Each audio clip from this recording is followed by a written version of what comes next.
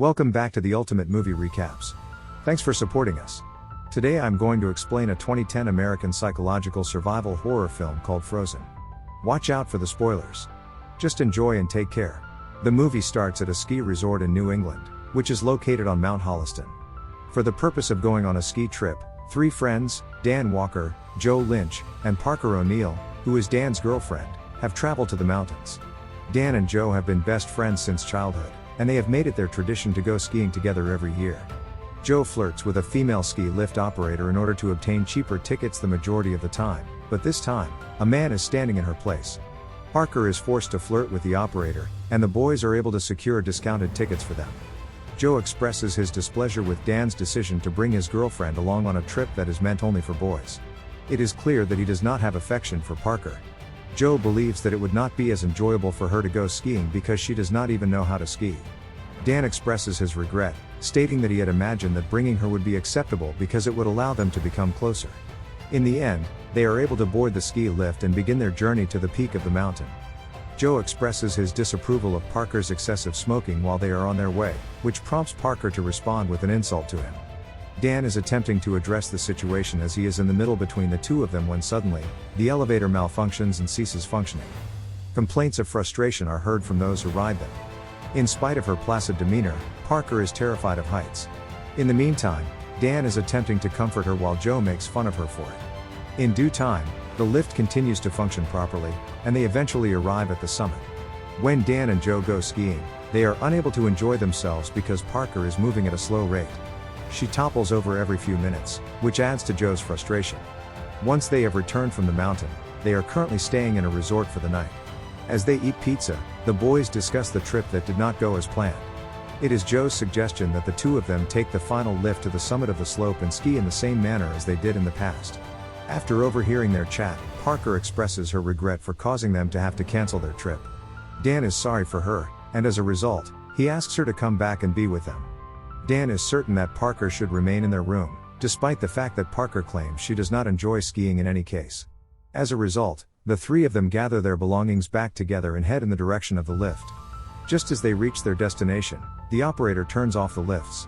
Additionally, he is the same guy that Parker flirted with in order to acquire the tickets. Despite the fact that the group is pleading with him to release them for one final time, the man laughs at them and explains that they did not pay the entire sum even the first time. In addition, the lift is closing due to a storm, which means that they are unable to use it again. In spite of the fact that he is adamant about not letting them leave, the operator agrees to take them when they offer him an additional $100. Looking down at the people who are skiing with excitement, the group climbs up the lift and begins their journey. During this time, a fellow employee approaches the lift operator and provides him with information regarding the schedule for the following week. In response, the operator retorts by stating that he will be absent from work the following week as he is attending the wedding of his brother.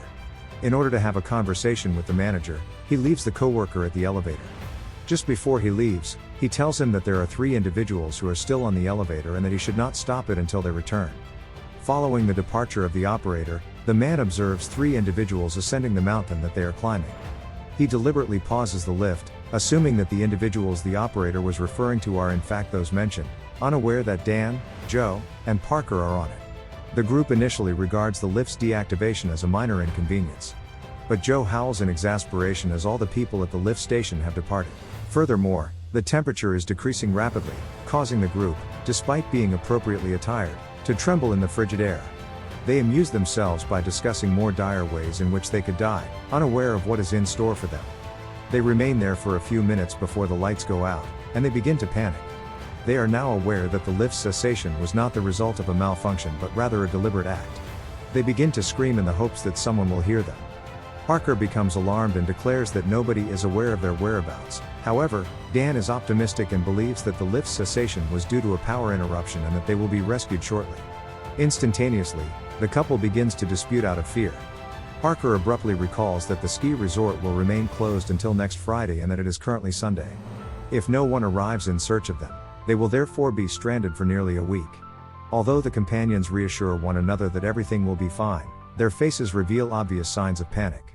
Later, when Joe has no choice but to urinate, he elevates the metal bar and does so from the lift. Dan maintains his silence as she groans in abject revulsion. Suddenly, snow begins to fall. the operator's prediction of a storm actually occurs, which makes things even more difficult for the group. A snowplow approaches them at a later time, prompting the group to wave and scream in an attempt to attract the driver's attention. The driver ultimately comes to a complete halt just below the group. They are overjoyed to be finally rescued. It turns out, however, that the man has neither seen nor heard them. He merely stopped due to the snowstorm. He contacts his superior, who instructs him to return immediately. Consequently, the man reverses his vehicle as the group yells at him to stop. He is unable to perceive their presence due to the storm. Although they hurl their ski board at him, he fails to notice and ultimately departs. Parker removes her gloves in order to smoke after some time, but they tumble off the lift by mistake. At this juncture, one member of the group must leap in order to escape. Dan offers to assist and is confident that he will be able to manage despite the snow-covered terrain. Although Joe attempts to dissuade him by suggesting they wait until the morning, Dan remains resolute. Despite Parker and Joe's repeated requests for him to cease, Dan abandons his snowboard and leaps from the lift. Following his impact with the ground, both of his legs were fractured. While the other two inquire about his well-being, he hears nothing but murmuring for a few seconds. Upon seeing bones protruding from both knees, Dan is appalled. There is currently no way he can descend the mountain in time to seek assistance. Parker tosses her scarf towards him with the intention of utilizing it to staunch the hemorrhaging.